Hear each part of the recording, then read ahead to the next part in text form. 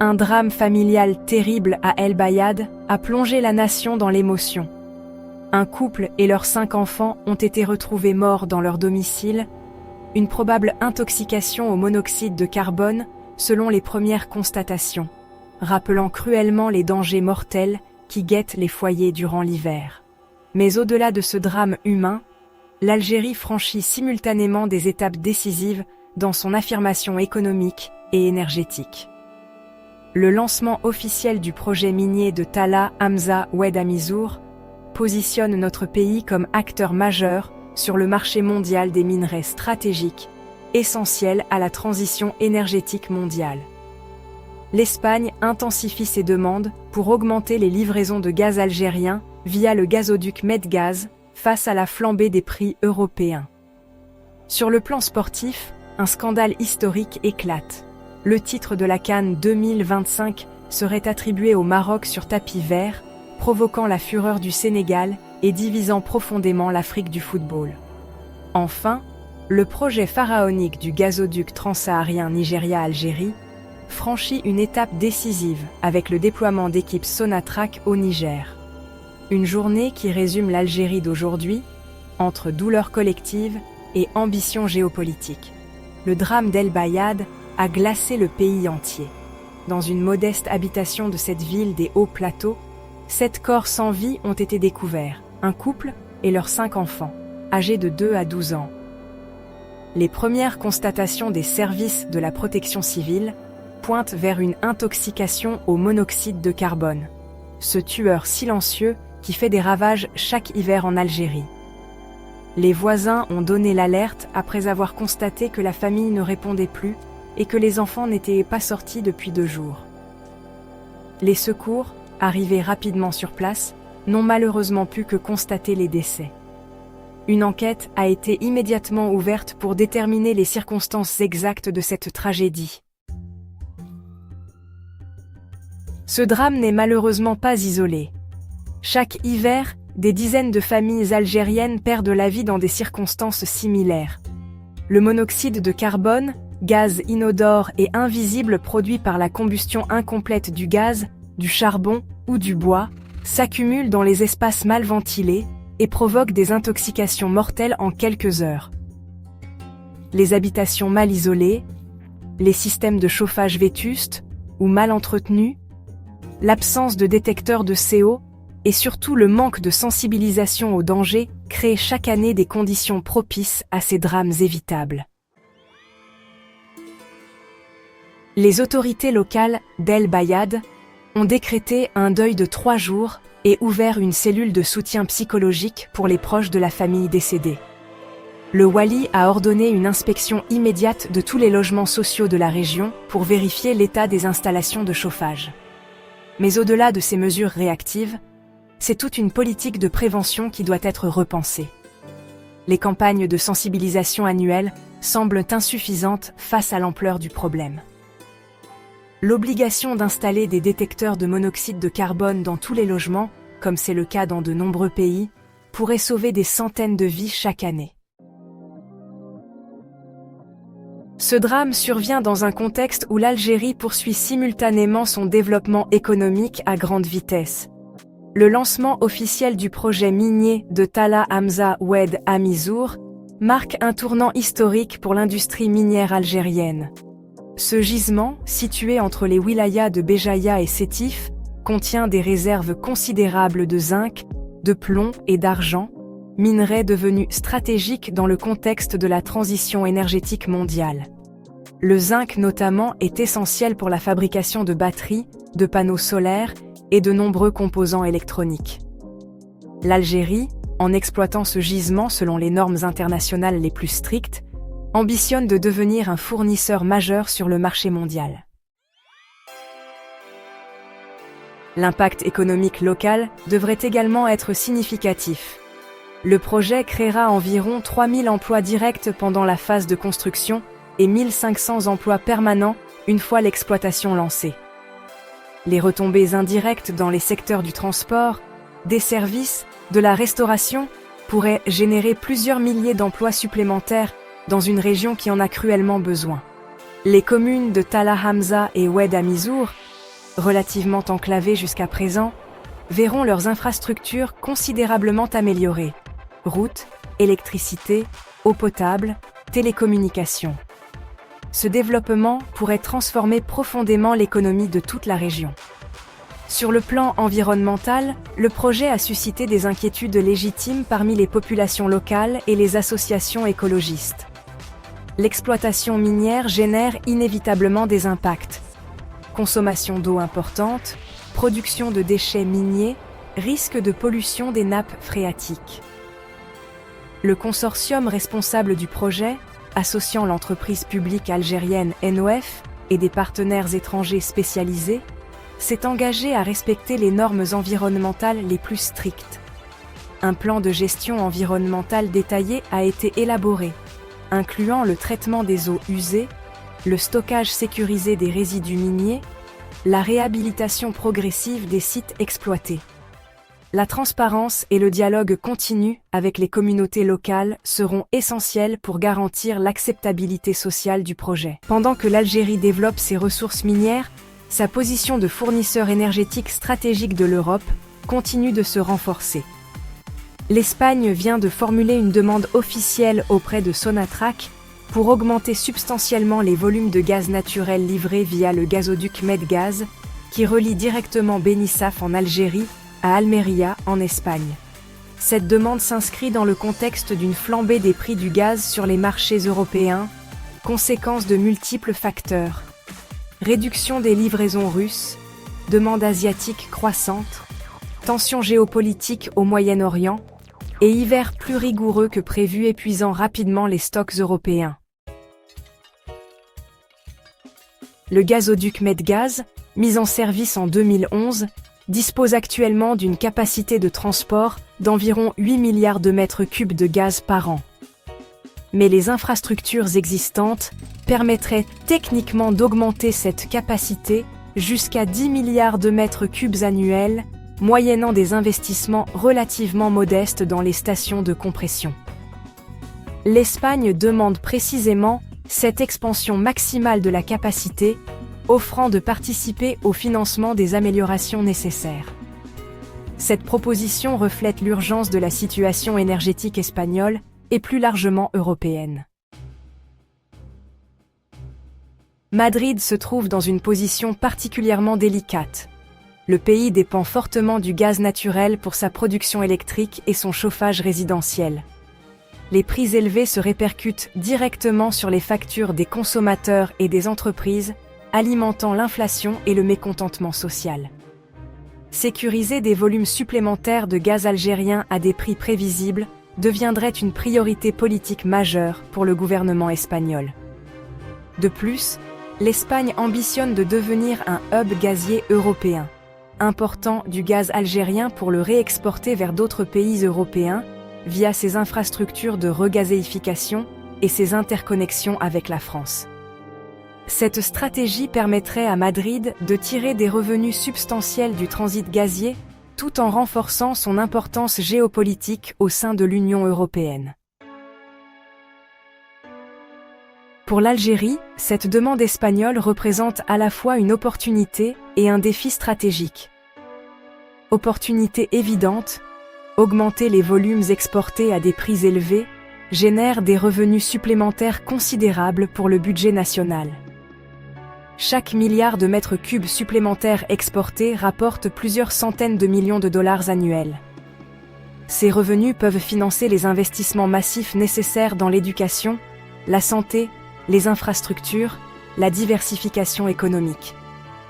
De plus, renforcer notre position de fournisseur indispensable de l'Europe accroît notre influence géopolitique et notre capacité à défendre nos intérêts dans d'autres domaines. Mais le défi est tout aussi réel. Augmenter les exportations vers l'Europe exige d'augmenter la production nationale de gaz, ce qui nécessite des investissements importants dans l'exploration et le développement de nouveaux champs gaziers. Sonatrach doit équilibrer plusieurs priorités concurrentes: satisfaire la demande domestique algérienne en croissance rapide, honorer les contrats d'exportation existants et développer de nouvelles capacités pour répondre aux demandes supplémentaires. De plus, chaque mètre cube de gaz exporté vers l'Europe est un mètre cube qui ne pourra pas être vendu à d'autres clients potentiellement plus rémunérateurs en Asie ou au Moyen-Orient. La stratégie optimale consiste donc à négocier avec l'Espagne des contrats de long terme garantissant des prix minimums attractifs en échange de volumes garantis. Les négociations entre Sonatrach et les acheteurs espagnols se déroulent actuellement à Madrid et à Alger. Selon des sources proches des discussions, l'Algérie conditionnerait son acceptation d'augmenter les volumes à plusieurs exigences. Premièrement, des contrats de long terme d'au moins 15 ans garantissant des prix planchers, indexés sur les cours internationaux, mais avec des clauses protégeant contre les baisses extrêmes. Deuxièmement, des investissements espagnols dans le développement de nouveaux champs gaziers algériens, créant un alignement d'intérêts à long terme. Troisièmement, un soutien politique espagnol à certaines positions algériennes dans les forums internationaux, notamment concernant le Sahara occidental et les relations avec le Maroc. Cette dernière dimension politique des négociations énergétiques illustre comment l'Algérie transforme progressivement ses ressources naturelles en levier d'influence géopolitique. Le gaz n'est plus simplement une commodité vendue au plus offrant. C'est un instrument stratégique permettant de façonner les relations internationales selon nos intérêts nationaux. L'Espagne, fortement dépendante du gaz algérien et cherchant à augmenter encore cette dépendance, devient mécaniquement plus sensible aux positions algériennes sur les dossiers régionaux. Cette réalité ne passe pas inaperçue à Rabat, qui observe avec inquiétude le renforcement des liens énergétiques algéro-espagnols et leurs implications pour l'équilibre des influences au Maghreb. Parallèlement aux discussions sur Medgaz, des pourparlers exploratoires ont également lieu concernant la possibilité de construire un second gazoduc entre l'Algérie et l'Espagne, doublant ainsi la capacité d'exportation directe. Ce projet, évalué à plusieurs milliards d'euros, nécessiterait plusieurs années de planification et de construction, mais témoigne de l'ambition espagnole de sécuriser durablement son approvisionnement énergétique via l'Algérie. Pour notre pays, un second gazoduc renforcerait encore notre position de fournisseur incontournable de l'Europe du Sud, créant une interdépendance stratégique durable. Les prochaines semaines détermineront si un accord sera conclu sur l'augmentation des volumes via Medgaz. Les enjeux économiques sont considérables pour les deux parties. Mais au-delà des aspects financiers, c'est toute la géopolitique énergétique méditerranéenne qui se redessine, avec l'Algérie occupant une position centrale de plus en plus influente. Le gaz algérien devient le fil invisible mais solide, tissant de nouveaux rapports de force entre les deux rives de la Méditerranée. Alors que l'Algérie renforce sa position sur les marchés énergétiques mondiaux, le monde du football africain vient d'être secoué par un scandale d'une ampleur historique. La Confédération africaine de football aurait décidé d'attribuer le titre de la Coupe d'Afrique des Nations 2025 au Maroc sur tapis vert, une décision qui provoque l'indignation du Sénégal et divise profondément le continent. Les circonstances entourant cette décision exceptionnelle restent encore partiellement floues, mais plusieurs sources concordantes évoquent des irrégularités graves qui auraient entaché la finale du tournoi opposant le Sénégal au Maroc. Selon les informations qui filtrent, la finale se serait déroulée dans des conditions extrêmement controversées. Des accusations de corruption visant l'arbitrage ont émergé immédiatement après le match, remporté initialement par le Sénégal au tir au but.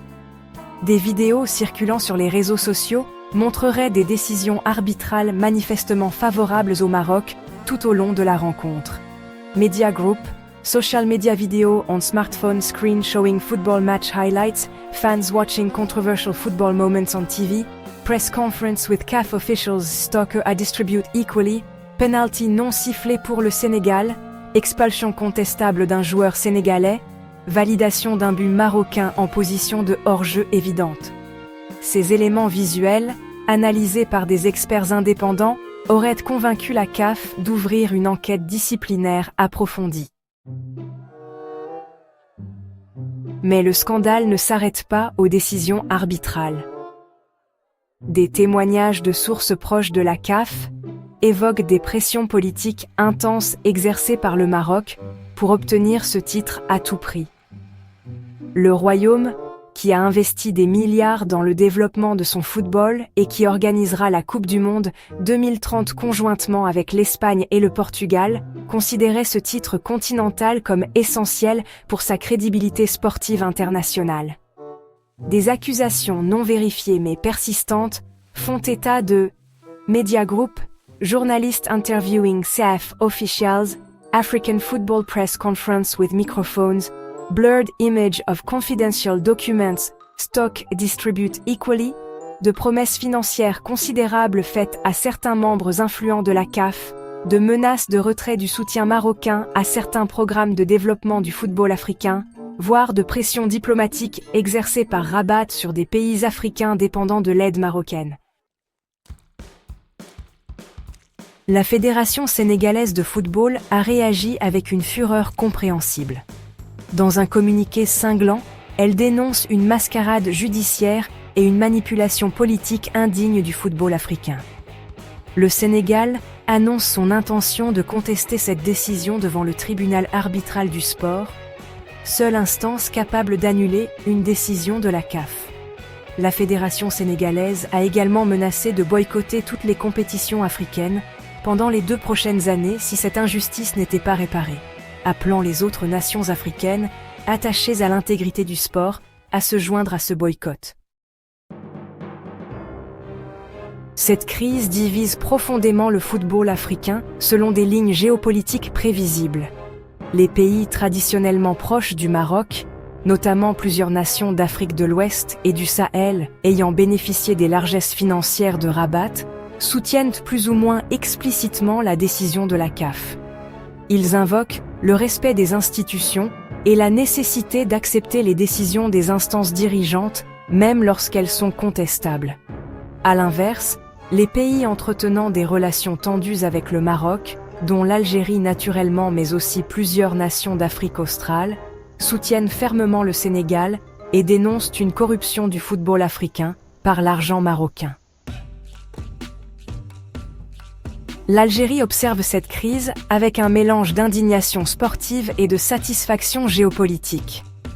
Indignation parce que le football algérien valorise profondément l'intégrité sportive et que voir un titre continental attribué sur tapis vert pour des raisons manifestement politiques heurte nos valeurs. Satisfaction parce que ce scandale expose publiquement les méthodes douteuses que le Maroc emploie pour acheter son influence en Afrique, validant ainsi les critiques algériennes sur les pratiques de Rabat. Les médias algériens couvrent abondamment l'affaire, donnant la parole aux analystes dénonçant la corruption du football africain et appelant à des réformes profondes de la CAF. Au-delà du football, ce scandale révèle des dynamiques géopolitiques plus larges. Le Maroc poursuit une stratégie d'influence agressive en Afrique subsaharienne depuis une décennie, utilisant massivement l'aide au développement, les investissements économiques et apparemment aussi la corruption sportive pour construire des réseaux de soutien à ses positions diplomatiques, notamment concernant le Sahara occidental. Cette stratégie a obtenu des succès indéniables, de nombreux pays africains ayant ouvert des consulats dans les territoires occupés du Sahara ou retiré leur reconnaissance de la République arabe sahraoui démocratique. Mais ce scandale footballistique pourrait marquer les limites de cette approche. Lorsque l'achat d'influence devient trop visible, trop grossier, il génère des résistances et des contre-réactions. Le boycott potentiel de plusieurs grandes nations africaines fragiliserait considérablement les compétitions continentales et ternirait durablement l'image du football africain sur la scène mondiale. La FIFA elle-même pourrait être contrainte d'intervenir si la crise s'aggrave, remettant potentiellement en cause la Coupe du Monde 2030 que le Maroc doit co-organiser. Dans sa quête obsessionnelle d'un titre continental, Rabat pourrait avoir commis une erreur stratégique majeure aux conséquences diplomatiques durables. Les prochaines semaines seront décisives. le tribunal arbitral du sport devra examiner le recours sénégalais et déterminer si les preuves d'irrégularité justifient l'annulation de la décision de la CAF. Les fédérations africaines devront choisir leur camp, révélant publiquement leurs alignements géopolitiques. Et le football africain dans son ensemble devra décider s'il accepte de devenir un simple instrument des rivalités politiques régionales ou s'il retrouve une certaine intégrité sportive. Pour l'instant, le titre marocain acquis sur tapis vert restera à jamais entaché de suspicion. Une victoire pyrrhique dont la légitimité sera éternellement contestée. Au-delà des turbulences sportives et des succès énergétiques immédiats, l'Algérie poursuit méthodiquement la construction de son avenir stratégique à long terme.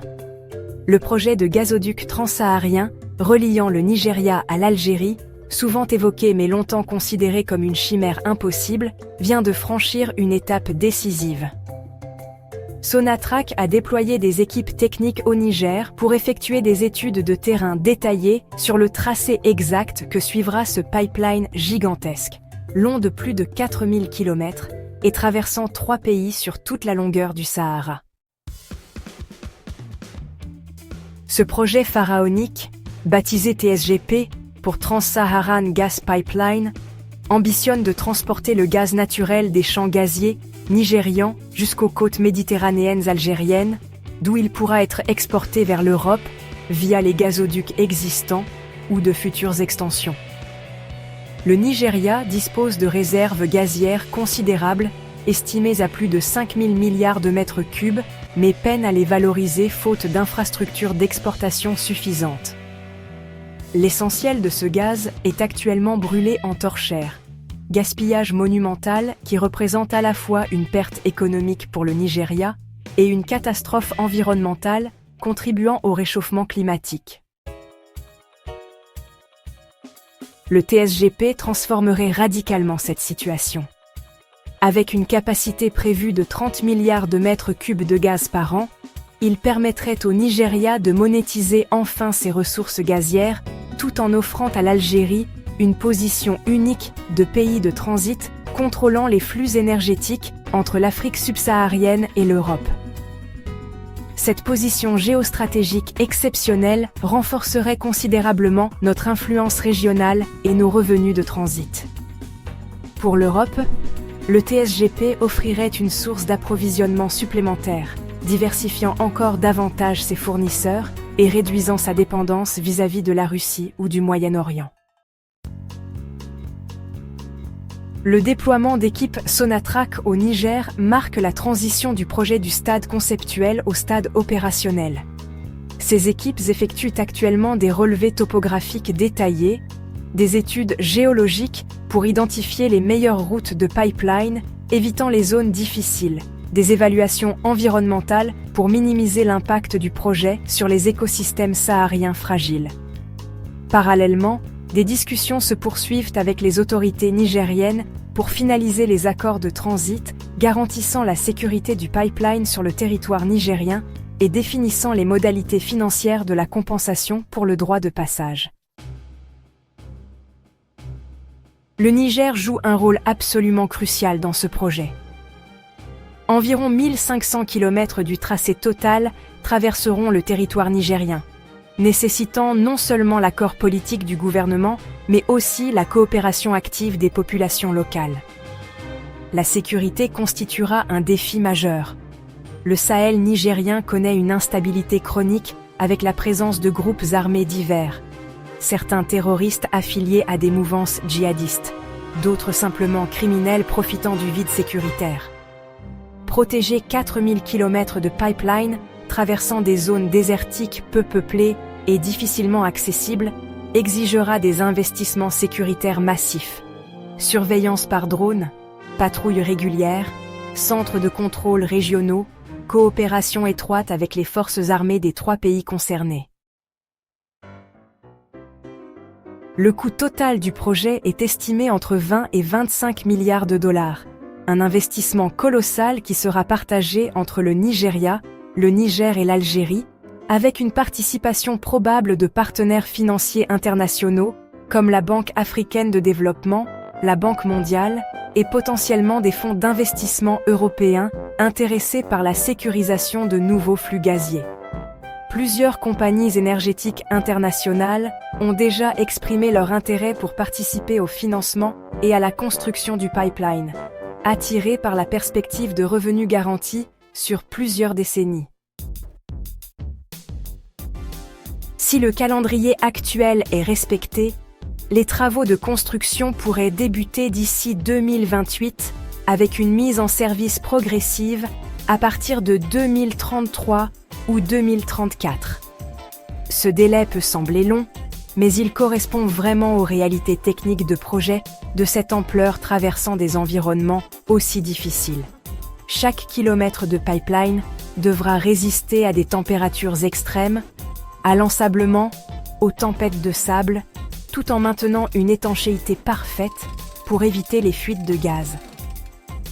Les stations de compression nécessaires pour maintenir la pression du gaz sur une telle distance devront être construites à intervalles réguliers, chacune représentant un investissement de plusieurs centaines de millions de dollars. L'impact transformationnel du TSGP dépassera largement le secteur énergétique. Le projet créera des dizaines de milliers d'emplois pendant la phase de construction et plusieurs milliers d'emplois permanents pour l'exploitation et la maintenance. Les infrastructures associées, comme les routes d'accès, les lignes électriques ou encore les installations de télécommunications, désenclaveront des régions sahariennes actuellement totalement isolées. Les revenus de transit transformeront les budgets nationaux des 3 pays impliqués, particulièrement le Niger qui bénéficiera de plusieurs milliards de dollars annuels simplement pour autoriser le passage du pipeline sur son territoire. Pour l'Algérie spécifiquement, le TSGP parachèvera notre transformation en hub énergétique continental, contrôlant les flux gaziers venant du sud vers l'Europe et disposant ainsi d'un levier géopolitique sans précédent. Cette position renforcerait considérablement notre capacité à défendre nos intérêts dans tous les domaines, énergétiques, mais aussi diplomatiques et sécuritaires. Un pays contrôlant l'approvisionnement énergétique de l'Europe ne peut être ignoré ou marginalisé, quelle que soit la puissance de ses adversaires. Ainsi se conclut cette journée contrastée pour l'Algérie. Le drame d'El Bayad nous rappelle brutalement que le développement humain, la sécurité des citoyens dans leur quotidien le plus basique, reste un défi permanent nécessitant une vigilance constante. Mais simultanément, les projets miniers énergétiques et d'infrastructures positionnent notre pays comme acteur incontournable de l'économie africaine et mondiale du XXIe siècle. Entre douleur et ambition, entre deuil et construction, l'Algérie poursuit sa marche vers un avenir qu'elle construit pierre par pierre, kilomètre de pipeline par kilomètre de pipeline.